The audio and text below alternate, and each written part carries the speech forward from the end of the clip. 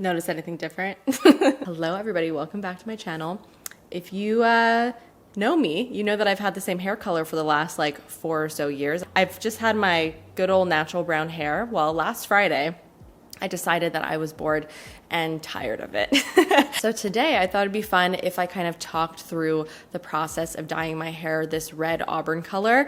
And I would also, of course, get ready with you guys and talk a little bit about the products that I've been using over the last week with my new auburn hair. I hope you guys are gonna enjoy it, and let's get right into it. So like I said, I haven't dyed my hair in 4 years, and honestly, I've been a little bit hesitant to do so because I just haven't wanted to damage my hair. I was a little bit scarred from the last couple times that I dyed my hair because it really damaged it, mainly because I was using a ton of bleach and my hair just does not handle bleach very well. And over the last 4 years, I've been really trying to get to a point with my hair where it's really healthy. And I did that by getting frequent trims, but also by not coloring my hair. Getting your hair colored is just such a fun way to express yourself. It's such a fun way to change up your look, and I was really missing it. Red hair has definitely been kind of trendy as of late, and I've been seeing so many different types of people dyeing their hair, all different shades of red, from lighter ginger shades to more of like bright reds and then more natural auburns, and I really love them all. I just think it's such a gorgeous color. I've been driving my hairstylist a little bit crazy, and I've been sending her photos like weekly of all these different people with all different shades of red. And my stylist, Angela, I trust with every ounce of my being. If she tells me that I shouldn't do something, I'm not gonna do it.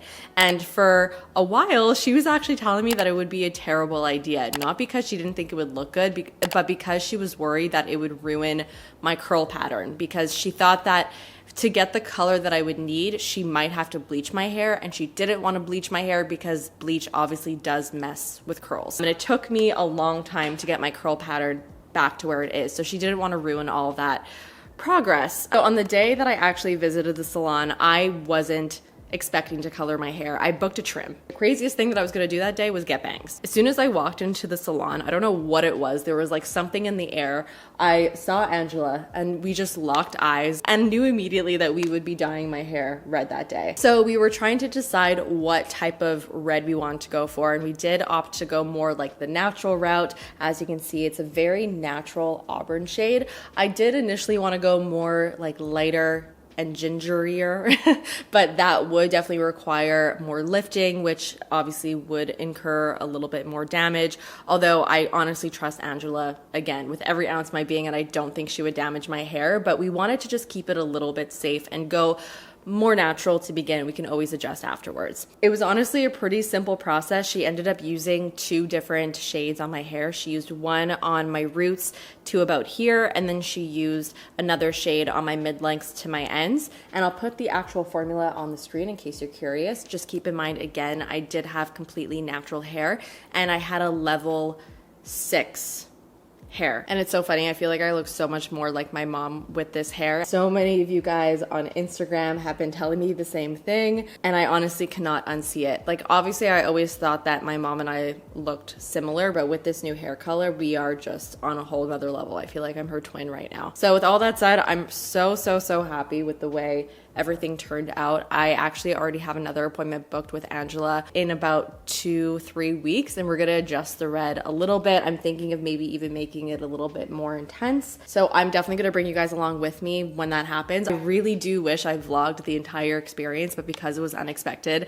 I didn't have any of my vlogging equipment with me. I ended up just filming something for Instagram and for TikTok instead because it was just more on the fly. But next time I go in to get it done, I will definitely bring my camera with me and bring you guys along with me. I already asked this on Instagram and I've gotten so many great tips, but I would love to ask here as well. If any of you also dye your hair red, I would love to get any of your hair care tips in the comments. Apparently, I'm never gonna be able to put warm water on my hair ever again. So many people recommended that I only wash my hair with cold water to preserve the color. I also got a lot of recommendations to use various types of color conditioners, like conditioners and treatments that actually deposit color in the hair to keep the red vibrant. But I think red is just honestly a very finicky color, and I'm ready for the maintenance and I'm fine with it. Let's talk brows. Now, I actually dyed my brows at the same time as when I dyed my hair. Angela recommended that I did so because my natural brows are very, very, very cool toned. And so they would kind of look slightly off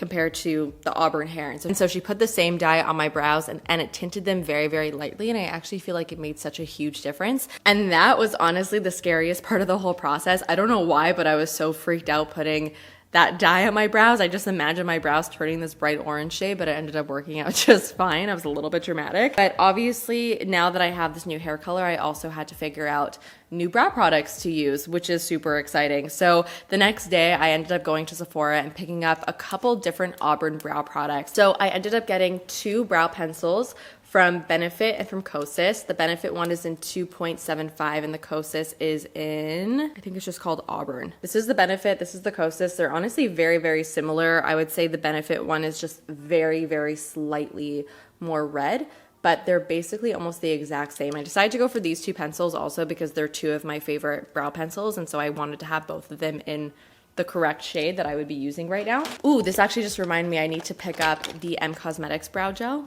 in the right shade because that's one of my favorites and I need to have that in my collection. Turns out I don't have the Benefit Gimme Brow with me, but I did get that, and I also did get the Kosas brow gel in Auburn because this is one of my favorite brow gels. Kind of hard to swatch a brow gel. So there it is right over there. And then the last brow product that I picked up is a brow powder. I have not picked up a brow product from Anastasia Beverly Hills in such a long time, but for some reason I was like, you know what, I kind of want to get their brow powder because I just know that they're good. So this is the Auburn Brow Powder Duo, and this is what it looks like. There's 2 different shades, a much warmer, reddier tone, and then something that's a little bit deeper and not quite as red. I don't really know how much I'm going to use this. I honestly don't even use brow powder that often, so I don't know why I picked this up, but I just wanted to get it, so I did. Maybe we'll try it out today and see what it looks like. So I'm gonna take the Kosas brow gel, and I don't want a ton. I'm just gonna run it through. I do really like the color of this one. I feel like it matches my hair really nicely and gives like the perfect amount of tint that's not too intense. But that's why I love the Kosas brow gel. Let's take a little bit, teeny tiny bit of the Anastasia Beverly Hills powder. Like I said, I don't really use brow powder that often, although I do like it. It gives a very soft look to the brow, so it's definitely nice to have. I'm gonna just take the lighter, warmer shade and just kind of like lightly sweep it all over my brow just to give an all over warmth, like more warmth to the brow. I like that. I'm not even using a good brow brush here. I'm using like a flat brush, definitely not ideal, but it's doing the trick for what I need. I feel like that made my brows look a little bit more red. Cute. That was fun only because I've been using the same colored brow products for such a long time, so it was nice to have an excuse to change it up. So let's apply some bronzer. This is the Rose Ink Cream Bronzer in Kawaii. So let's talk blush. Let me show you the difference between a blush that clashes and a blush that actually goes with my hair, because it's quite shocking. So I find the blush colors that go nicely with red hair are deeper berry tones or those brownie reddy colors, and it works out because those are actually my current favorite types of blushes to wear, so I'm not too mad about it. But the colors that I find don't work so nice are like any type of cool tone pink. Corals I find look a little bit off. Just really any type of like pinkier shade just doesn't really seem like it works. So this color from Tower 28, this is Power Hour. This is like a perfect color. You could see it just complements the tones really nicely.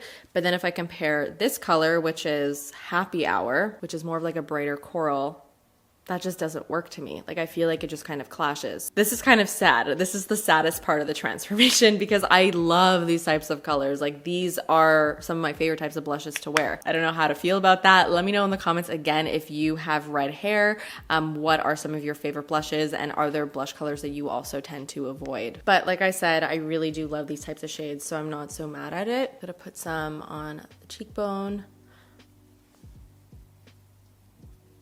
And also across the nose a little bit. Okay, let's do some eyes. For the palette, I'm gonna use this new one from Huda Beauty. It's called Empowered. It's very warm, coppery. It's really beautiful for fall. So I'm gonna start off with Best Self, this shade here. I'm gonna just put it in the crease. And then I'm gonna take a little bit of Legacy on the same brush and just put that on the outer corner of the eye. Just kind of like flick it out almost like it's a wing. So I'm not bringing it into the crease. I'm kind of just leaving it on the outer corner on the lash line. For the lid, I'm really feeling copper, so I'm gonna put on that shade right there called Do It. And just tap it on. I've never wanted to wear copper eyeshadow as much as I have over the last week. This is quite an intense eyeshadow.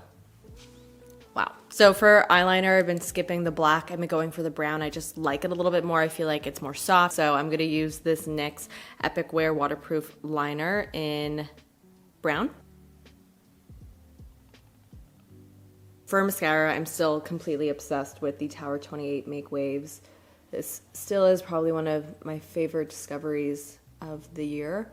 It is an incredible mascara. Gives such good length, volume, curl. It does not smudge, it doesn't flake. It's honestly just amazing. For the lip, I'm gonna keep it really simple and do a nude. I'm going to use my Buxom lip liner in High Def Honey. It's one of my favorites right now. And then I'm just gonna layer my Kopari Lip Cloud, which is just a lip balm on top. So that's it for the makeup look. Now let's actually tackle the hair. So many people were telling me to wash my red hair as little as possible because it obviously just preserves the color. And so that's what I've been trying to do.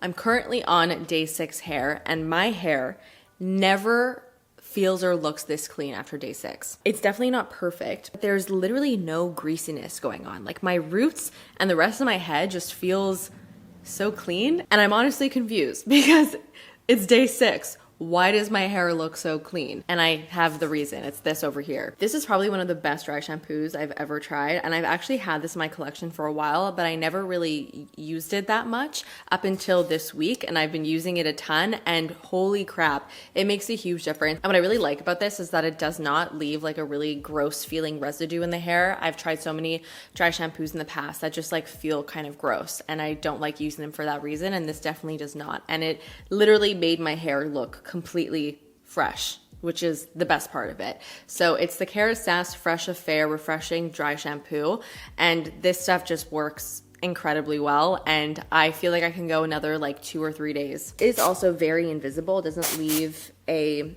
grayish white residue in the hair, which is nice. So I just spray it all over, and then I massage it into my roots. I've been really enjoying styling my hair with messy waves, so I'm gonna show you guys how I do that. So I'm gonna use a curling wand. This one is pretty old. It's from GHD. I'll see if I could find it and I'll link it down below. It's not a typical round cylinder barrel. It kind of has a cone shape to it, and it's also flat. So it creates a really nice, very natural looking wave to the hair. So I'm just gonna take small sections and really simply just wrap my hair around.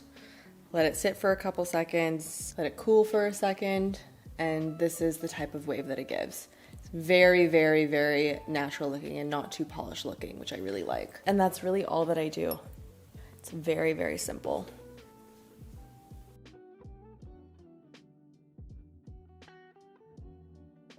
Okay, after everything is curled, I'm gonna flip my hair upside down and shake it out. The whole point of this look is really for it to look very messy and bedheady. So I'm not being shy with the shaking. Okay, and then once everything is done, I'm gonna take my Orbe dry texturizing spray. Oh, I just literally sprayed my arm. Oh, and I just sprayed inside my ear. And just spray my hair with this stuff. And then for the bangs, because I want them to kind of stay in the middle, my stylist gave me a product and gave me a tip. So this is called the Techna Art Super Dust, and it's basically like a texturizing powder. And so she told me to take just a very small amount of this and put a little bit right, oh God, right at my part, and then just massage it in. And it makes it a little bit sticky, and it feels honestly kind of gross. Like I would never want to put this all throughout my hair, but it gives the bangs some texture, and it also kind of encourages them to stay in place. And there you have it. That's the final look. So that's it for today's video. I hope that you guys enjoyed it. If you are also considering dyeing your hair red or auburn, this is your sign. I say do it. Don't forget to hit the thumbs up button if you did enjoy today's video, and subscribe if you're not subscribed already. And I will see you in the next one. Bye.